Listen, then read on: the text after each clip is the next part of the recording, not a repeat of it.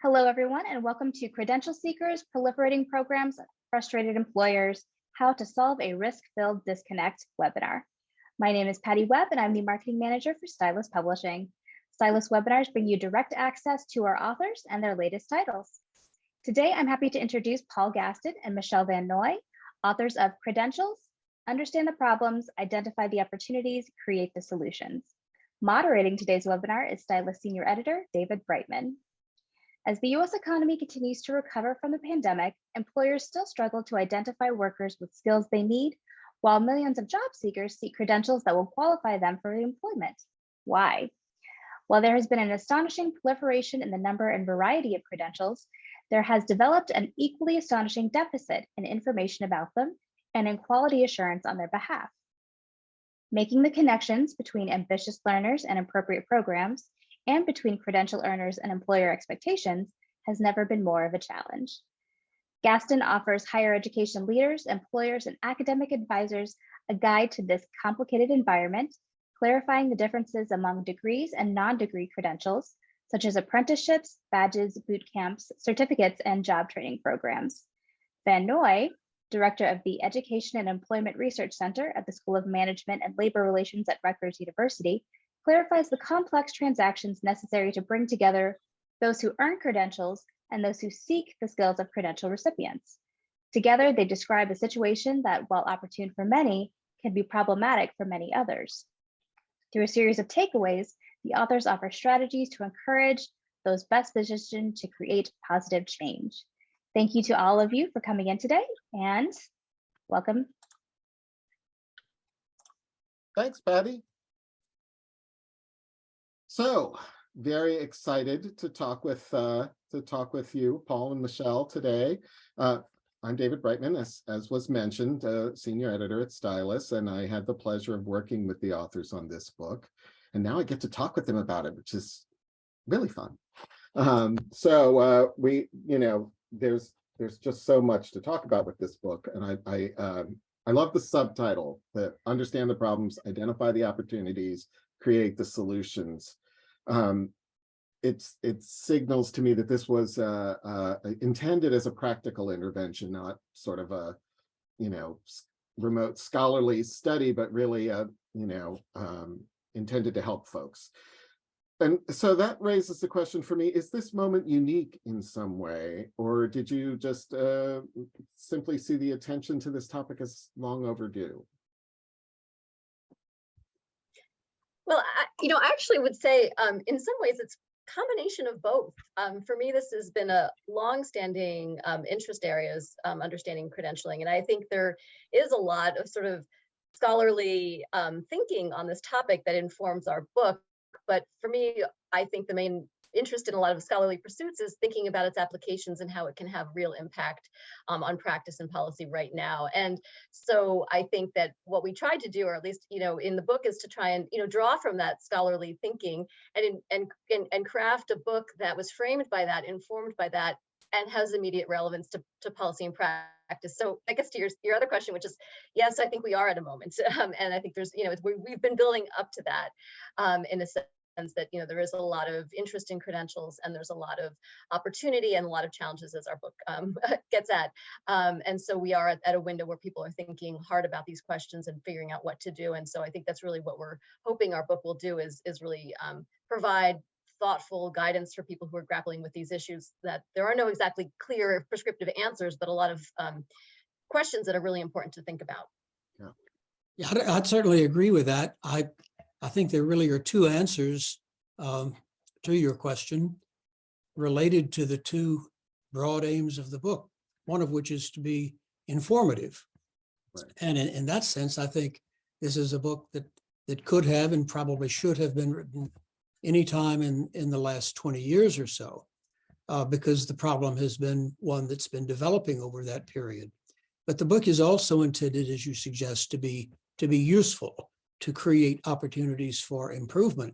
And I think in that way, it's particularly timely, because we have looked at opportunities that haven't been there before and that have emerged only very recently and that are continuing to develop. And we may talk about some of those in the course of the afternoon. Yeah, oh, I hope so. Another aspect of the book that really struck me is the triple audience of administrators and faculty and academic advisors. And most importantly, your call that those three groups should be working together, should be trying to collaborate on addressing the problems, opportunities, and solutions, rather than sort of staying in their silos and, cracking away at them individually. And I would love to hear a little bit more about what made you decide to call out those three audiences in that way, but also call them together. Well, I'll jump in on this one because I would say it was 14 years as a provost that made me want to talk about three audiences in particular and their need to work closely together, because the problems that we're talking about are ones that really do require not only the attention of academic advisors and faculty members and administrators, but really requires that they understand one another and they work together. That is much more often honored in principle than in reality. And so this book is not simply a kind of general call for cooperation, but offers suggestions as to specific ways in which that cooperation can take place. Again, part of that sense of the book as an intervention, as well as a descriptive, not just describing our moment, but also suggesting what are the responses. And we look at, from a lot of the research we've done, we can see the different angles to which different people in higher ed are coming to these issues and the different takeaways that they have. And I think when we're really thinking about how to translate what are some of the issues and takeaways, we need to think about what each person is doing. Are you working directly advising students and making choices, which is different than sort of figuring out what kinds of programs need to be offered and what their content should be and how they should be taught. So there's a lot of different pieces that come together in terms of creating effective credentials. So we're trying to, I guess, target the takeaways based on those different functions that go into credentialing. Yeah, I think we make clear that point of connection, and it's students. I mean, that is the shared interest of all three groups, the shared priority of all three groups that brings or should bring a common purpose and common cause to people whose professional interests and obligations day to day may be distinct, but not distinct in terms of why they're there and where their priorities lie. Yeah, that's a great point. Who are the credentials for, right? For the students. So often students get lost in the shuffle, which is crazy, right? Right. That they're not they're not automatically the center of everyone's concern is sort of unfortunate. So sure. I love that the book brings it back to that. Yeah, that's really wonderful. Okay, well now my question about my friend Arthur Levine, who has been predicting and continues to predict the upending of the whole system for quite some time now. And he could still be right. It's one of those things where you see the juggernaut rolling along as it always has, but that doesn't mean that it couldn't suddenly change the way he has often. I mean, some of that change is happening. It's just, I don't see that inflection point where everything changes, and so I'm really kind of, there's sort of two questions here.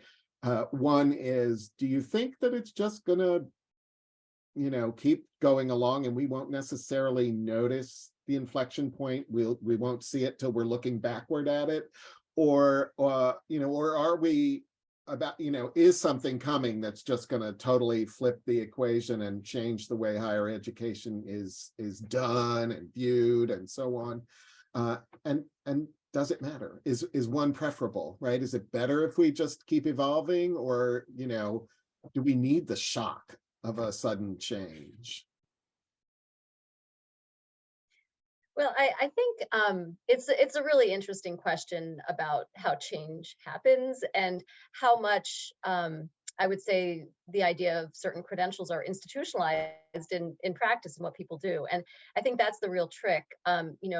There's a lot of concern legitimately about the cost of higher education. And I think that's driving a lot of this idea that things might really topple because of all of that concern and so much pressure on students to get bachelor's degrees and further education to kind of keep up economically. And I think those economic pressures are really what we're seeing this reaction to and criticality of. And so there's some serious things that we have to deal with at a policy level around higher education. But I do think that there is, countervailing to that, there are just sort of sets of practices that are in place that are hard to change. Employers look for certain credentials, and even within movements where we're trying to move away from that and have more skills-based hiring, there's still a lot of hiring managers still revert back to the bachelor's degree, which is not to say it won't change. There's a lot of things that are happening. We'll probably talk more later about non-degree credentials and their role in possibly shifting that. So it's not to say that things won't change, and maybe things aren't changing as we go. But I do think that one of the things we have to be aware of is when we think about like these kinds of monumental changes, we also have to think about institutions and meaning around credentials and how they're valued by people who use them. And that's, I think, to me, that's the big like unknown factor in how that shift will occur is like, how does hiring happen? How do people value credentials, and what's that meaning? So it's a really intriguing question, though. It really is. Yeah. Yeah, I was thinking of this question in terms of how different it may be depending on where you are.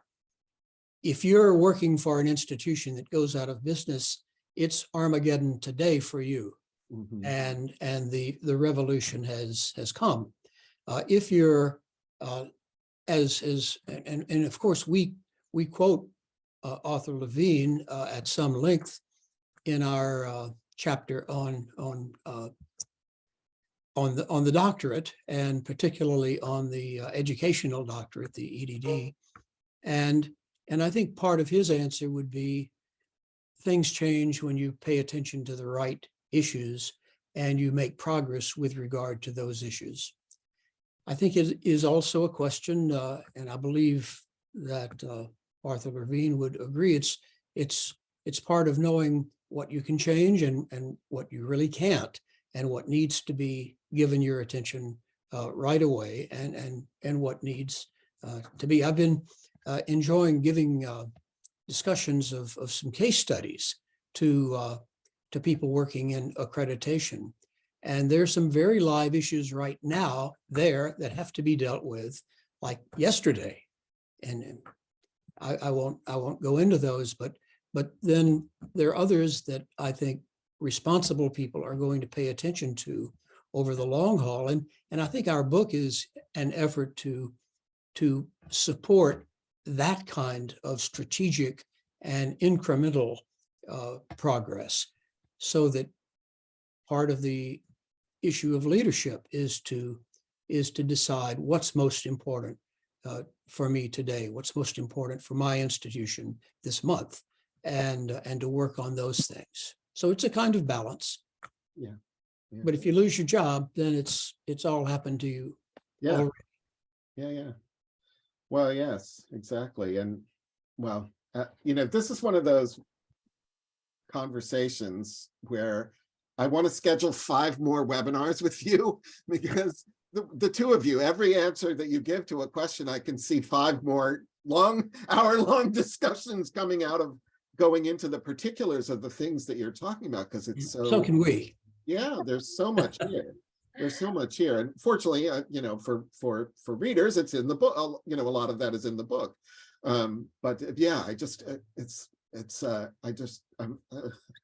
I want to go after all of these points and say, like, let's talk more about that. But we need 3 more hours. But yeah, I wanted to ask that question just because,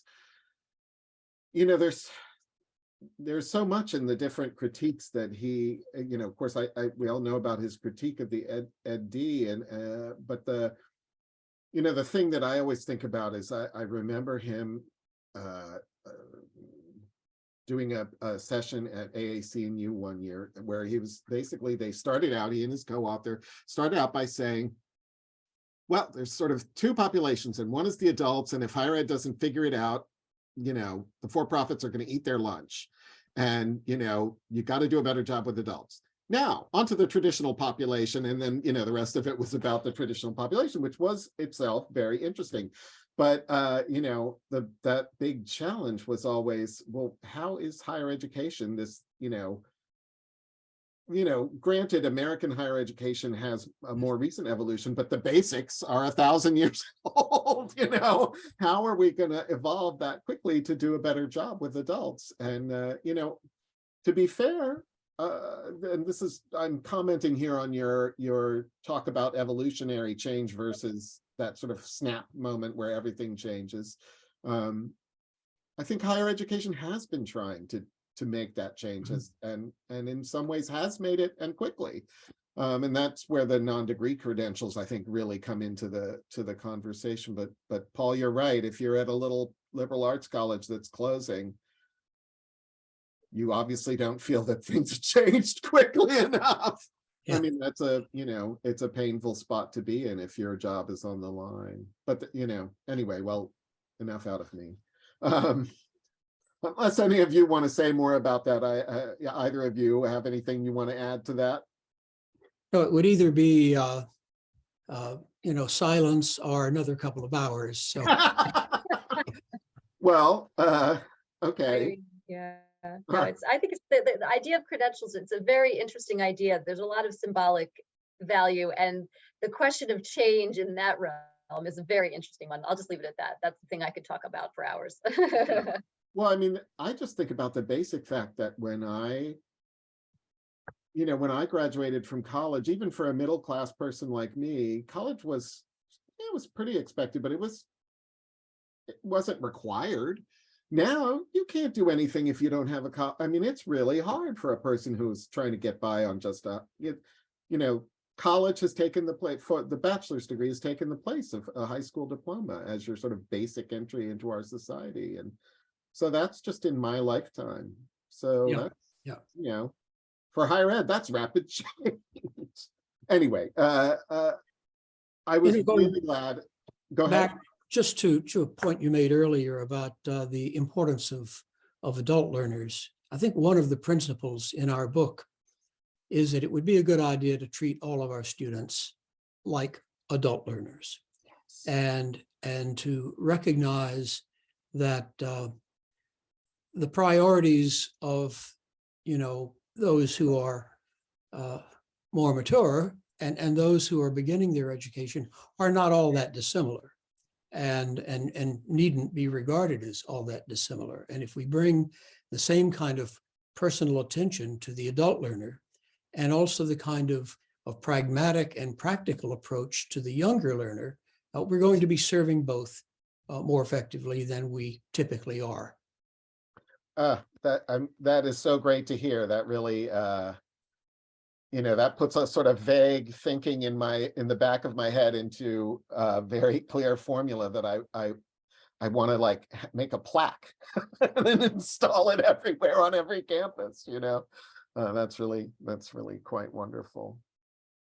I was glad to see the book address the need to link quality and equity, two issues that are too often seen as opposed.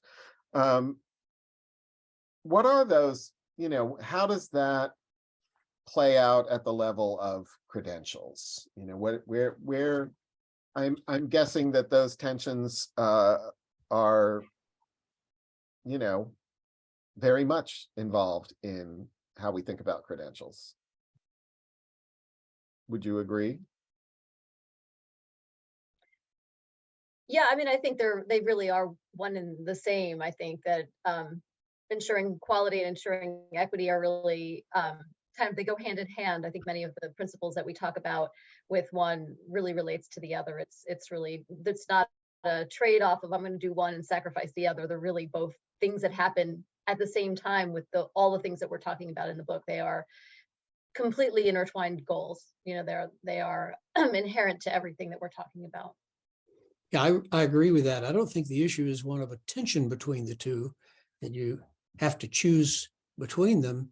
The problem is that people often believe that they need to focus on one in order to accomplish the other. And we're saying, no, you really need to keep your focus evenly distributed as you're working forward in order to accomplish what you wish to accomplish. Sort of like the AAC and use, what's the term they use? Inclusive excellence. That it's one thing. It's one thing. Yeah. Yep. Yeah. Yeah, Michelle and I met as part of a group that was impaneled to consider quality credentials, and the issue of equity arose in the first discussion, and how we would be able to pay attention to both of these priorities. And it was at that point that one of the members of the group said, "You've all got it wrong. It's one priority. It's the same priority, and you cannot have one without the other." And that perspective guided the work of that task force, and really did guide Michelle and me in terms of the development of the book. That's great. I would say that I think, a quality credential is by definition one that is equitable, that people have access to, that everybody has access to. And so I think those two are really one and the same. I mean, it's by definition, they are goals that work together. That it's all, as Paul said, in the quality task force, the whole process was guided by an eye towards equity and making sure that everything throughout that process is part of that same goal. So it's hard to actually think about them as two separate concepts in a way. I mean, we need to look at them separately in the sense that we need to make sure that equity is being achieved. But I think that in terms of goals and ways to look at them, we need to think about them, in tandem at the same time. Great, as it should be. That is really good to hear. Really, really good to hear.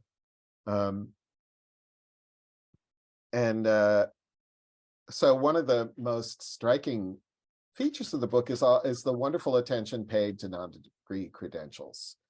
I know that some disruptors think of the non-degree credentials as, gonna replace higher education. We're just gonna do away with all this bachelor's degree stuff, and we're just gonna have stackables, and so on. I think of it as a more of a benefit if we think of this as both and I wonder if from having read the book, I feel sure that you will support me in that, but I'd love to hear your thoughts on is there a way in which these can work together, as opposed to, as we were talking about before, upending the whole system?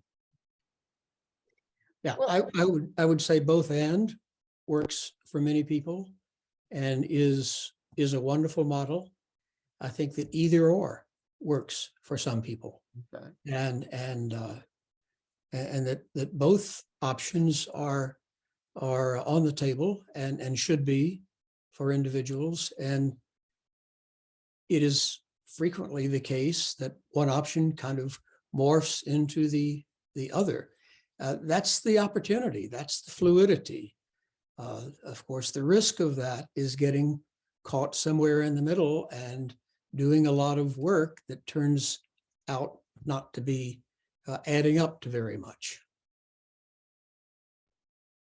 Yeah, I would say, I think part of what we have to acknowledge, I think Paul's alluding to, is that non-degree credentials include a lot of different kinds of credentials with different goals, different audiences, and different connections. And so some non-degree credentials are really designed to help somebody prepare entirely for entry into a career, whereas others are designed to, mark a particular skill that's a very narrow skill, and so some of these align very naturally with more traditional degrees. Others can be stacked upon each other to advance within a career, but I think one of the things we have to recognize is that non-degree credentials includes a lot of different kinds of credentials that are intended to prepare people for different kinds of occupations and different kinds of skills. So there's just so much variety there. It's a difficult term to get one's head around, but there's a lot of opportunity there. And I do think that in many cases, there are great opportunities for enhancing traditional degrees and providing very targeted skill sets that are really very valuable. And they're also really helpful to entering a career without having a traditional degree. So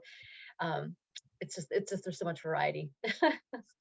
There's a tremendous variety there. And I'm just looking now to see if I have a question about their tremendous variety, because if I don't, we just need to stop and talk about that, because one of the things that the book is so great about is looking at the tremendous variety in non-degree credentials.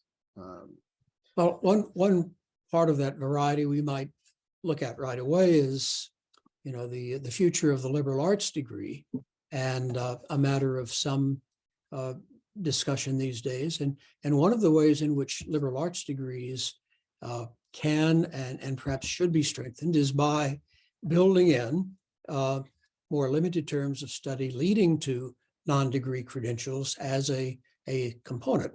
There's a kind of ugly word for this, the cred degree, which is a degree that includes a professional credential, and that can make that liberal arts degree, with all of the strengths that employers say they want out of a liberal arts graduate. None of that is sacrificed, but to that is added a particular expertise that can enable that student to make the transition from the academy to a business much more readily than might be the case otherwise. That's fascinating. I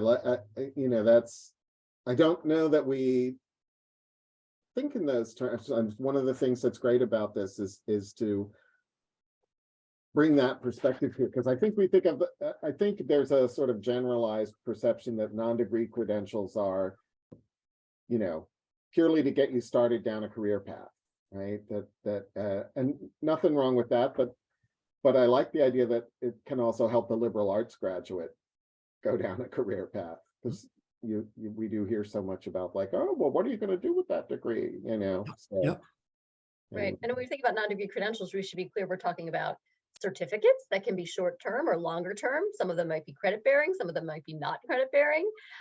There may also be industry certifications, which can be aligned with certificates or independently taken as tests, not tied to an educational program. We have licensure, which is tied to entry into particular occupations. Obviously, we also include apprenticeships, which are their own sort of sets of training programs, very focused on distinct occupations. And then we have all the sort of newly proliferating badges and micro credentials that some cases may be very narrowly marking skills, maybe also very broad about broader skill sets. So there's a lot going on. A lot of it's evolving, but it's important to recognize a lot of these opportunities here, like Paul was saying, enhancing the liberal arts, providing entry into new careers, helping career changers. There's so many different people and populations who can benefit. But I think our analysis has to help figure out which population we're talking about. What's the goal here of the credential? What's the learner's goal? So then we can think more clearly about what we need to do with the credential. What's the best way to make sure that it's quality and it's equitable for people. So yeah, and frankly, part of what we try to do in the book is simply to bring some degree of clarity to this, this Wild West, so that people can understand how, what are the possibilities out there? What is a badge? What's the difference between a certificate and a certification? And of course, there's a profound difference between the two, which a lot of people don't understand. And certificates have been around for a long time. They've been as have certifications. The new kinds of apprenticeships that are developing. What kinds of opportunities are available now through apprenticeships that were not available 10, 15 years ago? So we do try to be informative as well as exhortatory in terms of how we want change to occur in positive ways. Yeah, well, and I think the book does a great job with that. And, with this level of proliferation, that's not easy. So, congratulations and thanks there, It So another wasn't of easy, was it? one of my favorite topics is that community colleges are always expected to be everything to everyone, and yet, as we know, are under-resourced compared to the other sectors. Well, anyway, do you think that the new era of non-degree credentials have a potential to help policymakers see the value of investing more in community colleges? Because I feel like the traditional way of deciding whether a community college is successful has nothing to do with the actual mission of community colleges. But, people can succeed in the community college without ever getting a degree, and so then they don't count as success. Right? Yeah. But people come to community colleges for so many things. So I'm curious as to whether this wild west of the non-degree credentials can be a benefit to our community college sector in that way. Certainly, I think the community college sector has a lot of activity in this area, in the area of non-degree credentials. There's a whole arm of many colleges that just focus on non-credit education, and non-credit education is essentially where many non-degree credentials are offered, through certificate programs or preparation for industry certification or licensure. So there's a lot of activity there. I think, unfortunately, as you noted, there's really very little data. We grapple with that in the book, that there's very little data on non-credit education at community colleges. It also happens at four-year institutions as well. We also have very little data, no data there as well.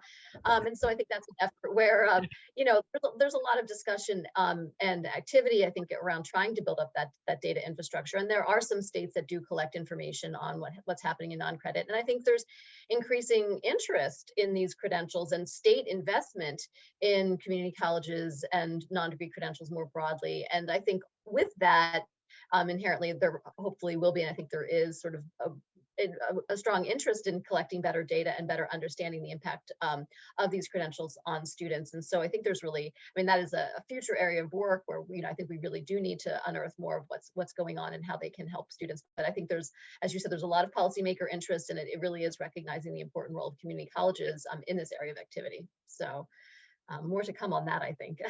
Yeah, I think a lot more. A couple of the things that we tried to do in the book with regard to community colleges, and one is to celebrate them, to celebrate their roles as nexuses of innovation. But the other thing we wanted to do is to point to some emerging opportunities. And within the last couple of days, many of you may have read about what's happening in Kansas between community colleges and small liberal arts colleges. The organization of small liberal arts colleges in Kansas, whatever it's called, is developing a compact with the community college system so that students can transfer from one to the other without loss of credits. And that just seems to me a wonderful partnership of benefits on both sides. And that's the kind of thing that we hope will be explored even further. Some are doing that in particularly creative ways, so as to build on particular forms of expertise developed in the community college that can be more fully developed and broadened in the liberal arts environment. But I was thinking, we talk about innovation, we talk about cooperation, and here's a great example in Kansas emerging just within the last couple of days. That is great. Yeah, that's wonderful news. I am glad you brought up the topic, Michelle, of the lack of data and the need for more data, because that's another, I think, important thing was brought out in the book, is that this is going to need more study. You've got to have more data to work on these issues. So that is. And I see that someone just put a link in the chat, which is a great article that the Chronicle just did about the movement to collect data. It was really good coverage that Lee Gardner did on the issue of non-credit and just the need for more data and also its role in our system right now. So Yeah. All right. Well, now, before I move on to the next question, I'm just going to nudge our audience, don't be shy. I'm glad you're posting readings for us. That is very helpful, and you'll get the chat as part of the record of this. But, don't be shy if you have questions for our panelists here. This is your chance. So,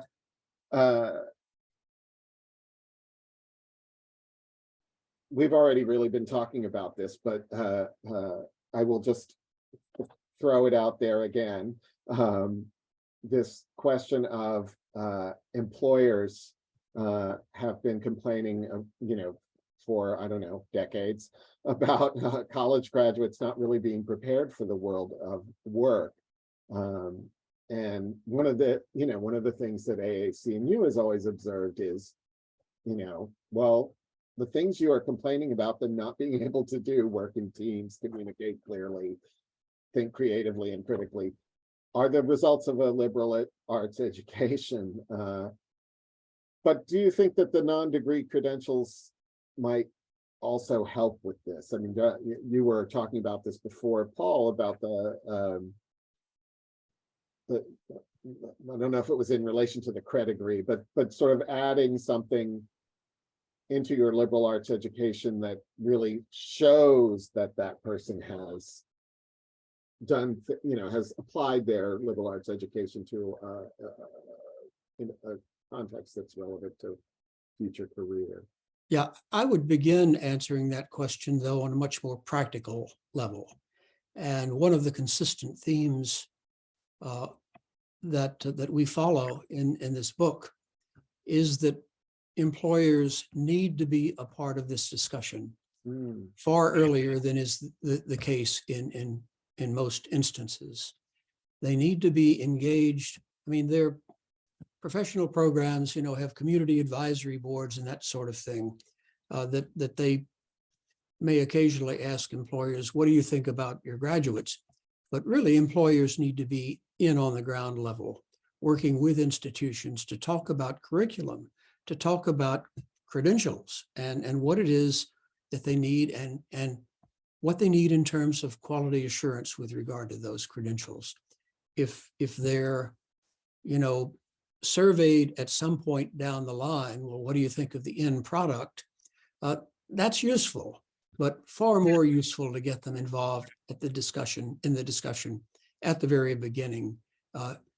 Give us a sense of how we might serve your needs more fully and enable our students to understand what those needs are in very clear terms so that they can begin to prepare themselves for the world of work as you understand it.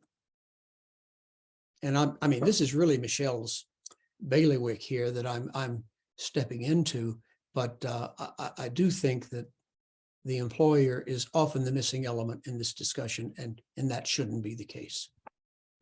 No, and I think that's absolutely central, going back to my initial point about, the meaning and the signaling effect of credentials. I mean, it really does fall into the realm of, do employers understand and recognize a credential? And that's really where you might have the best credential in the world that's designed and it, so well that everybody who comes out with it has all the right skills. But if the employers don't know it, they don't recognize the credential, it's going to be a lot harder for that credential to really convey the meaning that it's intended to, and to really, serve the needs of the employer community, to really help facilitate that matching of they're finding the skilled workers they want. And so it really comes in that meaning making, which is exactly what Paul is talking about, is like having employers know what the credential is and being engaged in those discussions. But what that does is it results in employers understanding the meaning of the credential. And once they know what the meaning is, then they're going to value it. But if they don't know the meaning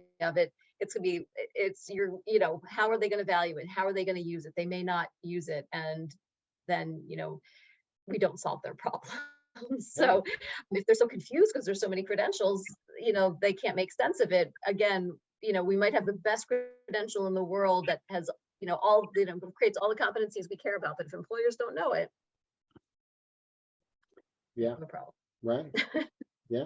Yeah. A project that I was working with about 10 years ago called the Degree Qualifications Profile was taken up by a consortium of public universities in North Dakota. And their first step in that process was to call together a panel of their employers.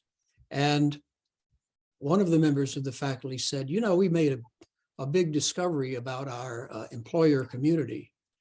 Most of them have college educations. And so that was kind of a revelation, because we had thought, you know, that, well, we'll work on the curriculum, then we'll tell you about it and see what you think. No, get them involved at the beginning. They have that experience. They can be very helpful, and they should be. Right. That is great. And it's great to hear that that was their first step. Yeah. Because I think, well, you know, well, it's easy to say this is a good idea, but how does it work? You know, so it's great to hear it's that simple, right? I mean, not to make it sound simple, but you know what I'm saying, that well, you could talk to them. Right? There's a way to start, right? You know, That's right. anyway. Even if it's North Dakota in January in Fargo. Yeah. Just gotta start somewhere. I'm sorry, what? I said, you gotta start somewhere. Yeah. That's right. That's good. Well, so the pandemic forced us into, you know, remote learning at a very short notice. And I'm curious to know whether you've seen that having an effect on the credentials, or if you see that having short-term or long-term effects on the credentials landscape.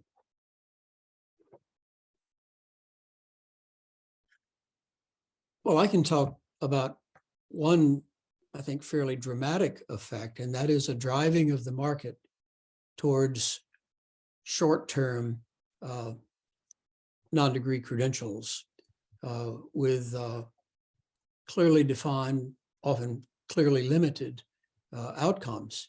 And of course, there's great opportunity there in that you can go online, you can earn a badge sometimes in 7.5 weeks or 15 weeks or whatever. So it seems very efficient, very compact, and often very, although not always, economical. The risk there, and every benefit carries a risk. And the risk is that the programs that tend to be most remunerative to those who earn them, programs that provide the greatest opportunity for success, tend to be the longer, more demanding, more complicated programs.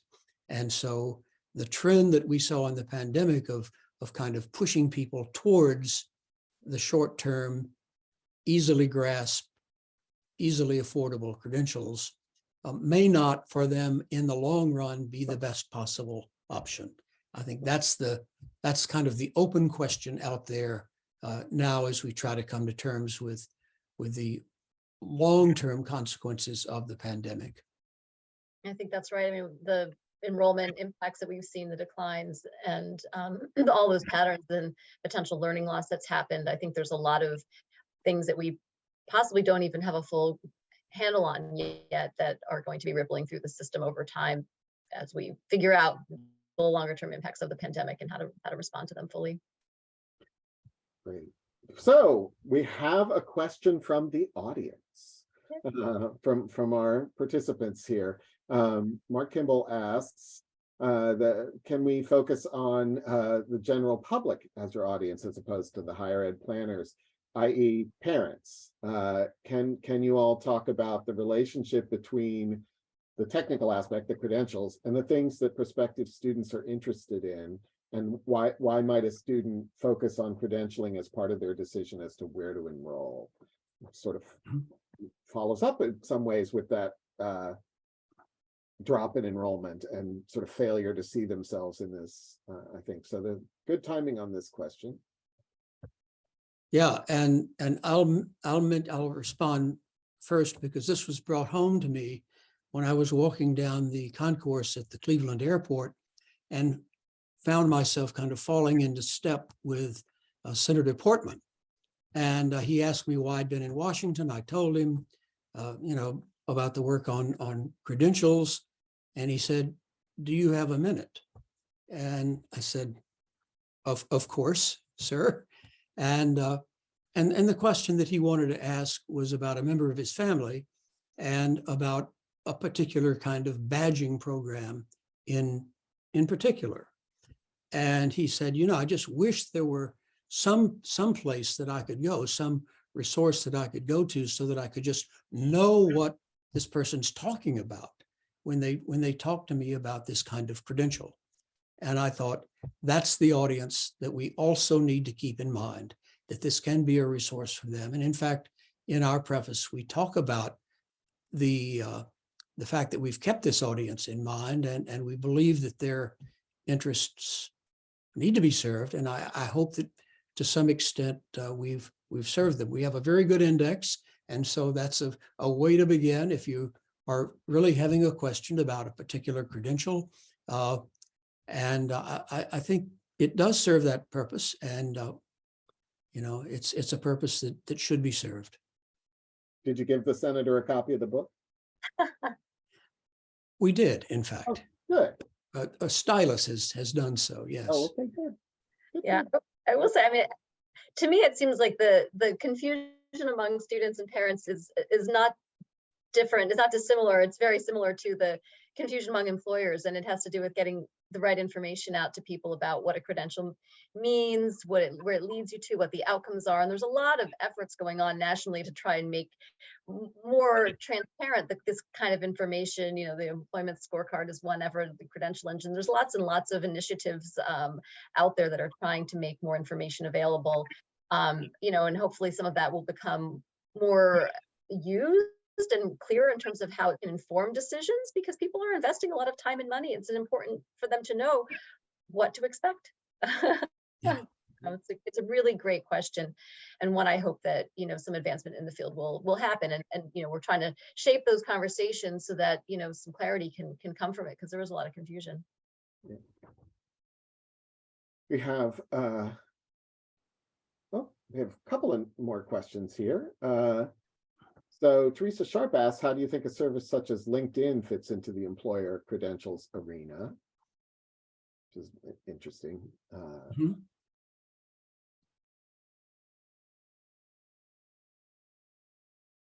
Do you have any thoughts? I mean, LinkedIn, I think provides a platform that people can use to list their credentials. I think that there might be an opportunity there, and it's a speculative question, so it's a speculative answer. Yeah. That there could be the opportunity for individuals using that service, that platform, I use it myself, to define those credentials a little more fully. I would point in this case to the European ECTN, to the network of it's a credential registry that not only lists the credentials earned, but provides defining information about that credential, so that someone trying to evaluate the employment application of an individual could go to that and find out not only kind of what are the letters they can put behind their name, but what do those letters mean, and what do they mean in terms of learning and experience. I'd love to see us working towards that, but we're a long way from it now. Maybe LinkedIn would be a stopgap that we could use on the way to that broader registry. Hadn't thought of that. There are some really interesting technology solutions, that are coming into play, and particularly with the badging and short-term credentials. You have systems where this information gets listed and linked, and you can link it to job searches for employers. I think there are definitely some interesting innovations that are coming out that could, I think, again, sort of figure out how to operationalize a credential and translate it into hiring to make that link happen more effectively. Yeah. Cool. Wow. before we head into our last few minutes here, Chris Mullen has a good question for us. A part of this conversation seems to be the interrelationship between education and training. What have you learned about how these two opportunities align or do not align? There's a crucial question. Honestly, I think that in every solid educational opportunity, there is an element of training, be it intellectual training, be it hands-on training, maybe some combination of the two. And similarly, I think that if you have a training program without some kind of educational component in it, you're missing an opportunity and disserving the students. So that's a distinction that I think, while I understand in practical terms the what is being meant by the two, I see them as very closely related and ideally so. Yeah, that was where my reaction to as well is, I mean, it's tricky to disentangle the two. And I understand certainly they are, and it is about linking, I think, the specific to the broad and putting, more specific training in a broader context. And that's important to do, especially if we're talking about breaking down credentials into smaller chunks. There is a need to string them together in a way that ties them to a bigger picture and, doesn't make it all be compartmentalized training, but links it together into what we would consider as, broader education. Both are valuable. And I think as Paul said, it's about thinking about how the two interrelate and build on each other. We offer some really interesting examples in the book of programs that are combining the resources of community colleges with those of corporations offering apprenticeships, so that the student, in a sense, is getting hands-on training at the BMW plant in Greenville, South Carolina. And I don't know if it's Greenville Community College, but whatever the community colleges are there that serve that area, so that they're looking at both of these priorities kind of holistically as education and training, recognizing that some part of the training will occur at the community college, some part of the education will occur at the BMW plant. But the result will be someone who is well-trained, who has a degree of expertise in a particular specialty, but also the broader perspective in which to use that. And that, I think, is an ideal that we hope we'll continue moving towards. Yeah. So we have one more question, and I think just time to address it. Increasingly, prospective students are looking at pressures affected by quote unquote minorities on campus and making their own selection. Don't want to end up on campus where they have to measure every word they speak. Ditto faculty, how would an issue like trigger points and related sensitivity issues affect credentialing, or vice versa?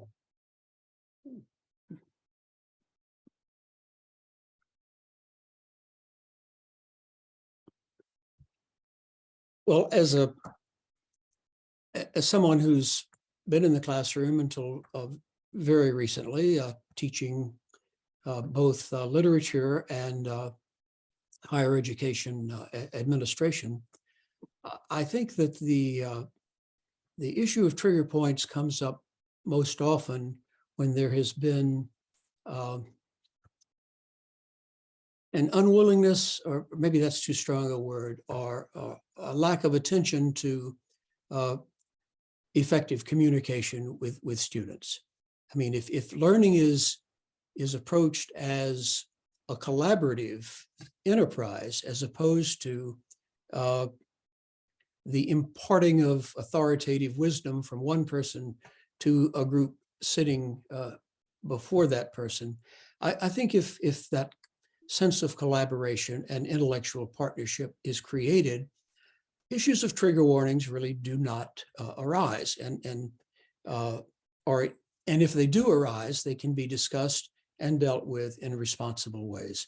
So that would be my approach, but it would be, I think of it as, I approach this from within the classroom in terms of pedagogical experience, not in terms of broad administrative policy on the other end.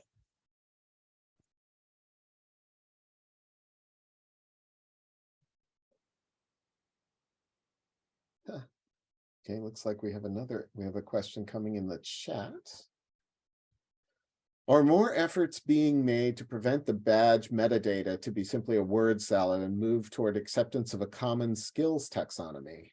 In other words, if I have a badge with leadership as the skill, it means X, and this would be the case from one institution to another. So is there, did you come across that desire at least, or any attempts to standardize badge language?